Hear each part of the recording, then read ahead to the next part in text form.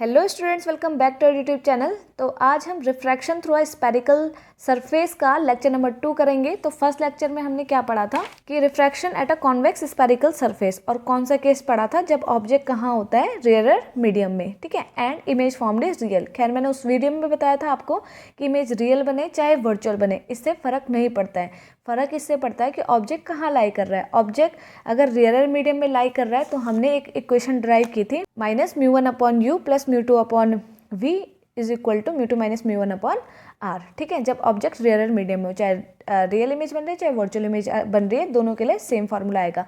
तो आज हम जो है कौन से डेरिवेशन करेंगे जब ऑब्जेक्ट कहाँ रखा हो, डेंसर मीडियम में।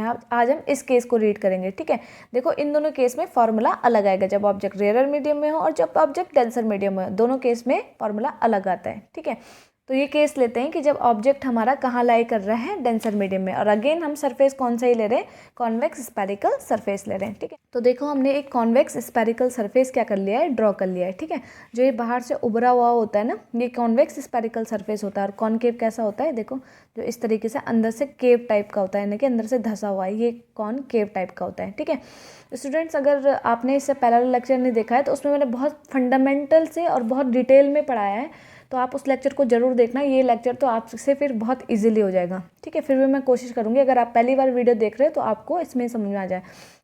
तो देखो हमने एक कॉन्वेक्स स्पेरिकल सरफेस ड्रॉ कर लिया है। ठीक है, ये जो रिफ्रैक्टिंग सरफेस है, इसका सेंटर क्या कहलाता है, पोल।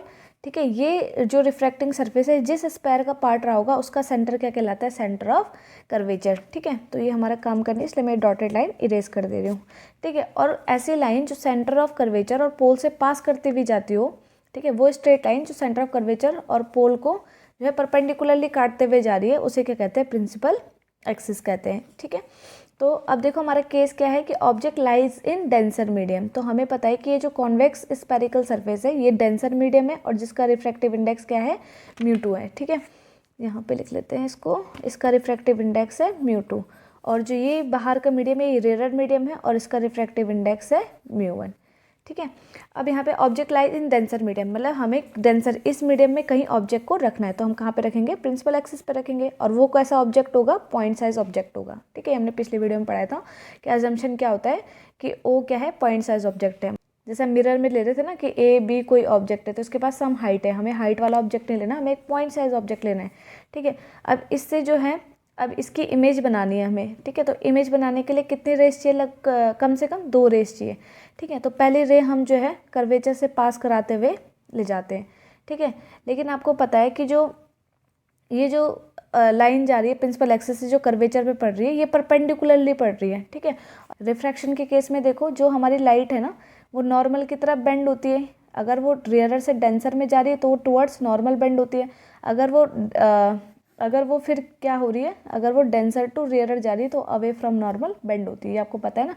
लेकिन अगर कोई लाइट रे नॉर्मल के ऊपर ही फॉल हो गई तो वो सीधी सीधी बिना डेविएट हुए सीधा अंदर चली जाती है डेंसर मीडियम में, ध्यान रहे। ठीक है, मतलब देखो रिफ्रैक्शन क्या होता है, बेंडिंग ऑफ लाइट, और बेंडिंग ऑफ लाइट जब 2 मीडियम होते हैं, ये रेयरर और डेंसर। लेकिन जब कोई लाइट रे नॉर्मली फॉल होती है तो विदाउट डेविएशन वो सीधा सीधा क्या निकल जाती है, स्ट्रेट पास आउट हो जाती है, इवन दो यहाँ पे 2 मीडियम भी है। तो यहाँ पे भी सेम केस होगा। देखो जो ये वाली जो लाइट रे जा रही है ना, ये कर्वेचर पे परपेंडिकुलरली पड़ रही है। ठीक है, तो ये क्या होगी, विदाउट डेविएशन ये सीधा सीधा आगे पास हो जाएगी। ठीक है, अब दूसरी लाइट रे, सपोजेट ओ से कोई लाइट रे आ रही है और वो इस स्पेरिकल सरफेस पे एम पॉइंट पे स्ट्राइक कर रही है। ठीक है, अब देखो यहाँ पे ये डेंसर टू रेयर मीडियम में जा रही लाइट रे, तो ये क्या होगी, अवे फ्रॉम नॉर्मल बेंड होगी। ठीक है, तो अब नॉर्मल बनाना है यहाँ पे, तो मैंने आपको कल भी बताया था कि अगर आप सेंटर ऑफ कर्वेचर से कोई भी लाइन ड्रॉ कर दो जो कि इस स्पेरिकल सरफेस पे मीट कर रही हो, वो हमेशा क्या होती है, परपेंडिकुलर होती है। मतलब अगर आप कर्वेचर से कोई भी लाइन खींच लो, जैसे ये सी और पी है, ये भी तो एक लाइन है ना, तो यहाँ पे ये भी क्या है, इस स्पेरिकल सरफेस पे परपेंडिकुलर है। लेकिन हमें यहाँ पे नॉर्मल ड्रॉ करना था, तो हम इस पॉइंट से सी को मीट कर देंगे, तो ये क्या बन जाएगा, नॉर्मल बन जाएगा। ठीक है, अब देखो ये क्या होगी, अवे फ्रॉम नॉर्मल बेंड होगी। तो अवे फ्रॉम, अगर हम इस साइड को बेंड करेंगे तो ये तो टुवर्ड्स नॉर्मल होगी, तो अवे फ्रॉम नॉर्मल होगी, और ये कुछ इस तरीके से इस लाइट रे को कहाँ पे मीट कर देगी, सपोजेट इस पॉइंट पे। तो इस पॉइंट पे क्या बन जाएगी, इस ओ ऑब्जेक्ट की इमेज बन जाएगी। ठीक है, तो यहाँ पे इमेज बन गई। अब देखो जो इंसिडेंट रे है और नॉर्मल है, इनके बीच का एंगल क्या होता है, एंगल ऑफ इंसिडेंस, है ना। और जो ये रिफ्रैक्टेड रे है और नॉर्मल के बीच का एंगल क्या होता है, एंगल ऑफ रिफ्रैक्शन, ठीक है। अब देखो इस पॉइंट पे, एम पॉइंट पे आप स्नेल्स लॉ लगाओ तो क्या आएगा, एम पॉइंट पे अगर हम स्नेल्स लॉ लगाएं तो क्या आएगा हमारे पास, इस मीडियम का रिफ्रैक्टिव इंडेक्स और इस मीडियम में जो एंगल बन रहा है उसका साइन फंक्शन, तो mu two sine I is equal to इस मीडियम का रिफ्रैक्टिव इंडेक्स इनटू इस मीडियम में जो एंगल बन रहा है उसका साइन फंक्शन, तो क्या हो जाएगा, म्यू वन साइन आर, ठीक है। तो देखो जैसे मैंने पिछली वीडियो में कहा था ना कि अगर आप इस वाले अप्रोच को याद रखते हो, mu two upon mu one is equal to sine I upon sine R, तो यहाँ पे देखो तो गलत हो गया, यहाँ पे म्यू टू के साथ साइन आई आ रहा है ना कि साइन आर आ रहा है, ठीक है। यहाँ पे इस हिसाब से तो म्यू टू साइन आर आना चाहिए, लेकिन यहाँ पे म्यू टू साइन आई है। मीन्स मतलब अगर आप अलर्ट हैं कि आपको यहाँ पे म्यू वन पहले लिखना है, म्यू टू बाद में लिखना है, तो ठीक है। अदरवाइज़ आप ऐसे याद रख सकते हैं क्या, कि इस मीडियम का रिफ्रैक्टिव इंडेक्स इनटू इस मीडियम में जो एंगल बन रहा है उसका साइन फंक्शन, ठीक है, इज इक्वल टू इस मीडियम का रिफ्रैक्टिव इंडेक्स और इस मीडियम में जो एंगल बन रहा है उसका साइन फंक्शन, ठीक है। अब हमने जो दूसरा अजम्पशन था हमारा, दूसरा एजम्पशन क्या था कि जो एंगल्स हैं वो बहुत ज़्यादा स्मॉल बन रहे हैं, इसलिए हम साइन आई को नियरली आई रख सकते हैं और साइन आर को नियरली किसके इक्वल रख सकते हैं, आर के इक्वल रख सकते हैं। तो यहाँ पे क्या हो जाए, देखो म्यू टू यहाँ पे क्या आ जाएगा, I is equal to mu one और ये क्या आ जाएगा, आर, ठीक है। अब देखो ये जो हम डेरिवेशन कर रहे हैं इसमें हम किस किस के बीच में रिलेशन इस्टेब्लिश करते हैं, ये होता है object distance, image distance, radius of curvature और refractive index of rare medium and refractive index of denser medium, इनके बीच में हमें रिलेशन इस्टेब्लिश करना है। यहाँ पे देखो म्यू टू आ गया, म्यू वन आ गया, बट अभी क्या लाना बाकी है, यू वी और आर, और यू वी और आर हमें तब मिलेंगे जब हम प्रिंसिपल एक्सिस पे आएंगे, ठीक है। क्योंकि देखो ऑब्जेक्ट से पोल की डिस्टेंस क्या होती है, ऑब्जेक्ट डिस्टेंस होती है, कर्वेचर से पोल की डिस्टेंस क्या होती है, रेडियस ऑफ कर्वेचर होती है, और पोल से इमेज की डिस्टेंस क्या होती है भाई, अपनी इमेज डिस्टेंस होती है, ठीक है। तो ओ से पोल की डिस्टेंस ऑब्जेक्ट डिस्टेंस है ना, ऑब्जेक्ट से पोल की डिस्टेंस ऑब्जेक्ट डिस्टेंस है ना, कर्वेचर से पोल की डिस्टेंस रेडियस ऑफ कर्वेचर, पोल से और इमेज की डिस्टेंस क्या होती है, इमेज डिस्टेंस हो गई, ठीक है। तो अब हमारे पास यहाँ पे देखो आई और आर अभी एम पॉइंट पे, और हमें ये जो यू वी आर निकालने ये हैं प्रिंसिपल एक्सिस पे। तो इसको करने के लिए हम क्या करते हैं, हम मान लेते हैं कि सपोज दैट ओ जो है, जो ऑब्जेक्ट है वो प्रिंसिपल एक्सिस के साथ अल्फा एंगल बना रहा है, जो इमेज है वो प्रिंसिपल एक्सिस के साथ बीटा एंगल बना रही है, और जो ये कर्वेचर है, सेंटर ऑफ कर्वेचर है, ये जो है प्रिंसिपल एक्सिस के साथ कौन सा एंगल बना रहा है, गामा एंगल बना रहा है, ठीक है। अब देखो आप कि जो ट्रायंगल होता है उसकी एक प्रॉपर्टी होती है कि कोई भी ट्रायंगल है तो ये इसका एक्सटीरियर एंगल हो गया और ये इसके क्या हो गए, इंटीरियर अपोजिट एंगल हो गए। देखो इंटीरियर एंगल तो ये भी है, लेकिन इंटीरियर अपोजिट एंगल मैं बोल रही हूँ, इस एंगल को छोड़ के ये वाले, ठीक है। तो ये जो एंगल सपोजिट 1 है, ये एंगल 2 है और ये एंगल 3 है। तो एंगल 3 इज इक्वल टू क्या हो जाता है, एंगल 1 प्लस एंगल 2, ठीक है। ये ट्रायंगल की एक प्रॉपर्टी होती है कि इसका एक एक्सटीरियर एंगल हमेशा दो इंटीरियर अपोजिट एंगल का क्या होता है, सम होता है। तो अब यहाँ पे देखो इन ट्रायंगल, ठीक है, क्या हमारे पास ओ एम सी में देखो आप क्या हो रहा है, हमारे पास कुछ इस तरीके का ट्रायंगल है, अगर आपको इमेजिन हो रहा होगा लाइक दिस इज ये पॉइंट एम है, ये पॉइंट ओ है, ये सी है, ठीक है।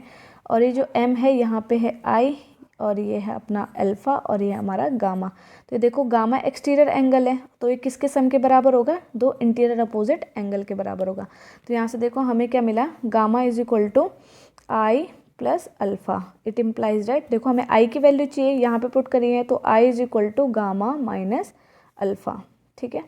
तो ये हमारा एक आ गया। अब दूसरा हमें किसकी वैल्यू चाहिए, दूसरी हमें वैल्यू चाहिए आर की, ठीक है। दूसरी वैल्यू किसकी चाहिए, हमें आर की वैल्यू चाहिए। तो आर देखो, आर किस ट्रायंगल में दिख रहा है आपको, ये दिख रहा होगा एम सी आई में। देखो तो एम सी आई कुछ इस तरीके का है, ठीक है। ये अपना m है, ये अपना c है, ये अपना i है, this is r, this is gamma and this is beta.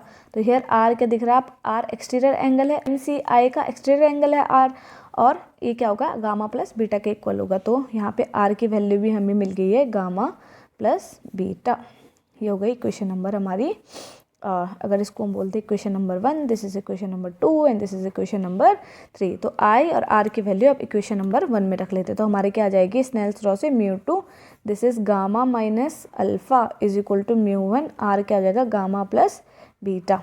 ठीक है, अब देखो सबसे पहले तो यहाँ पे आप m से एक परपेंडिकुलर ड्रॉ कर दो प्रिंसिपल एक्सिस पे, जो कि कहाँ पे पड़ रहा है, प्रिंसिपल एक्सिस पे एंड पॉइंट पे स्ट्राइक कर रहा है। अब देखो अब हम अपना कॉन्सेप्ट लगाएंगे कि भाई ये जो एंगल बन रहे थे, हमने जो अजम्पशन लिया था ना कि जो इंसिडेंट रे और रिफ्रैक्टेड रे हैं, जो इंसिडेंट रे और रिफ्रैक्टेड रे हैं ये बहुत स्मॉल एंगल बना रहे हैं, इतने स्मॉल एंगल बना रहे हैं कि हम साइन आई को नियरली आई भी लिख सकते हैं और इसको 10 आई भी लिख सकते हैं। ठीक है, मैंने आपको बताया था अगर थीटा जो है 10 डिग्री से छोटा है तो साइन आई को आप आई भी लिख सकते हो, 10 आई भी लिख सकते हो, कॉज आई भी लिख सकते हो, है ना, और सिंपली आई भी लिख सकते हो। सिमिलरली साइन आर के साथ भी होगा, है ना, इसको केवल हम आर भी लिख सकते हैं और 10 आर भी लिख सकते हैं। तो यहाँ पे देखो आप जो हमारे पास गामा है, इसका मतलब इस गामा को हम 10 गामा भी लिख सकते हैं, अल्फा को 10 अल्फा भी लिख सकते हैं। ठीक है, और इसको भी 10 बीटा भी रख सकते हैं। ठीक है, तो यहाँ पे आप रीज़न भी दे सकते हो since angles are very small. ठीक है, तो अब यहाँ पे रख देते हैं μ2, ये क्या हो जाएगा अपना 10 gamma minus 10 alpha is equal to μ1 10 gamma और प्लस 10 बीटा। ठीक है, अब देखो 10 गामा, देखो 10 गामा क्या आएगा हमारे पास, 10 gamma this is mn upon NC या फिर CN, जो भी बोला आप, mn अपॉन NC। तो मैं इसको लिख लेती हूँ μ2, ये this is mn upon NC minus 10 alpha क्या हो जाएगा 10 अल्फ़ा, देखो ये 10 अल्फ़ा है तो ये mn अपॉन ON आ जाएगा। तो this is mn upon NO लिख लेती हूँ मैं, इज इक्वल टू μ1 10 गामा क्या आएगा, देखो 10 gamma again mn upon NC, तो this is mn upon NC plus 10 beta, 10 beta क्या आएगा, देखो mn upon NI, mn upon NI। तो देखो अभी तक डेरिवेशन में सेम हम जैसे पिछले डेरिवेशन में चल रहे थे ना, वैसे हम स्टेप ले रहे हैं। ठीक है, अब देखो यहाँ पे फिर हमने क्या अज्यूम किया था, हमने एक और अजम्पशन लिया था कि ये जो अपर्चर है ये बहुत ज़्यादा स्मॉल है। ठीक है, ये अपर्चर जो है ना, ये जो अपर्चर किसे बोलते हैं, जो रिफ्रैक्टिंग सरफेस है ये वाला, इसी को अपर्चर बोलते हैं। तो इसको अगर यहाँ ये एक्स है ये वाई है तो इसको मिलाने वाले इस एक्स वाई को अपर्चर बोल देते हैं। ठीक है, तो बोला कि अपर्चर बहुत छोटा है। ठीक है, तो यहाँ पे जो परपेंडिकुलर डाला है ना m से n पे, तो देखो n और p कितने कितने पास में होंगे, इनके बीच की डिस्टेंस जो है बहुत छोटी होगी, इसलिए जो डिस्टेंसेस हम n से मेज़र कर रहे हैं, जैसे हम nc मेज़र कर रहे हैं। ठीक है, तो ये nc किसके नियरली इक्वल होगा, ये होगा pc के। देखो क्योंकि जो हमारा कन्वेंशन होता है ये क्या होता है, all the distances are measured from the pole, हमें सारी डिस्टेंसेस पोल से मेज़र करनी है। लेकिन अभी हम यहाँ पे क्या देख रहे हैं, हमारी डिस्टेंसेस कहाँ से आ रही है, सारी n से c, n से o, क्योंकि इनके बीच का गैप जो है बहुत कम है, तो नियरली जो NC होगा वो नियरली किसके इक्वल हो जाएगा, PC के इक्वल हो जाएगा। ठीक है, तो अब हम यहाँ पे रिप्लेस कर देते हैं, यहाँ पे क्या आ जाएगा μ2, ये क्या हो जाएगा mn अपॉन, यहाँ पे देखो ये क्या आ जाएगा n की जगह PC।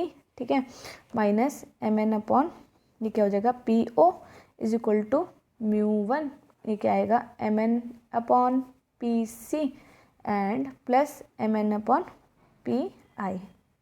ठीक है, अब देखो ये mn जो है कॉमन आएगा, यहाँ से भी mn कॉमन है, इधर से भी mn कॉमन है, कैंसिल हो जाएगा। तो हमारे पास जो बचा है वो कितना बचा है, μ2 upon PC minus 1 upon PO is equal to μ1 1 upon PC और प्लस 1 अपॉन PI। ठीक है, तो देखो अब यहाँ से इंपॉर्टेंट है कि हमारा साइन कन्वेंशन क्या होगा।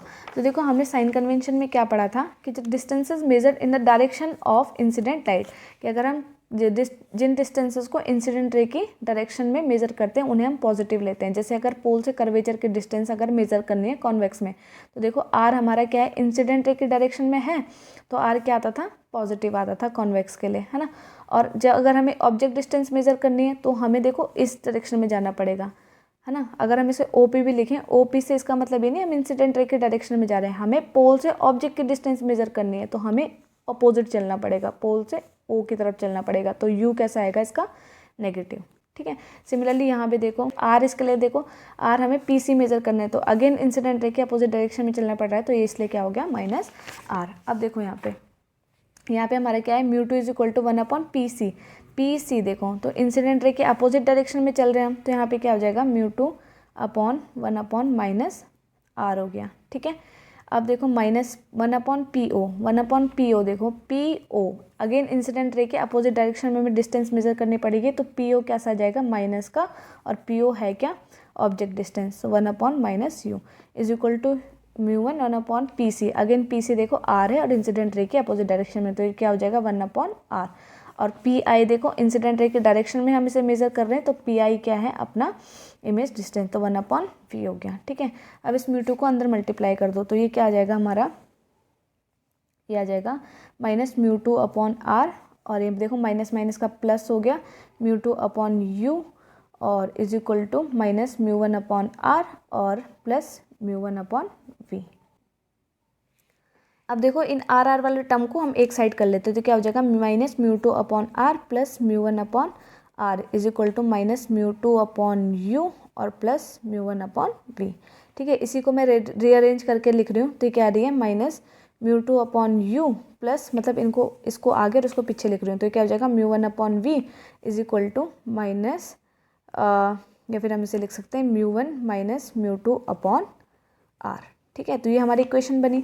और जब हमने पिछली डेरिवेशन में क्या पढ़ा था कि जब ऑब्जेक्ट रियर मीडियम में रखा होता है तो हमारे पास क्या होता है, क्या बनती है हमारी इक्वेशन, इसको और इसको देखो, यहाँ पे क्या है -μ1/u plus μ2/v is equal to μ2 - μ1/r। अगर आप गौर करोगे तो आप देखो इस वाले फॉर्मूले में जब ऑब्जेक्ट डेंसर मीडियम में रखा है क्या चेंज हुआ है, μ1 की जगह μ2 आ गया है और μ2 की जगह μ1 आ गया है। देखो बाकी तो सब कुछ सेम ही है, μ2 की जगह यहाँ पे μ1 रख दो और -μ1 की जगह μ2 रख दो, तो दोनों क्या आएंगे, सेम आएंगे। तो अगर आप एक फार्मूला याद कर लो तो आप दूसरे को ईजिली क्या कर सकते हो, याद कर सकते हो, क्योंकि वहाँ पे अगर ये फार्मूला आपको याद है तो दूसरे वाले में बस μ1 की जगह μ2 रख देना और μ2 की जगह μ1 रख देना, तो आपका आंसर आ जाएगा।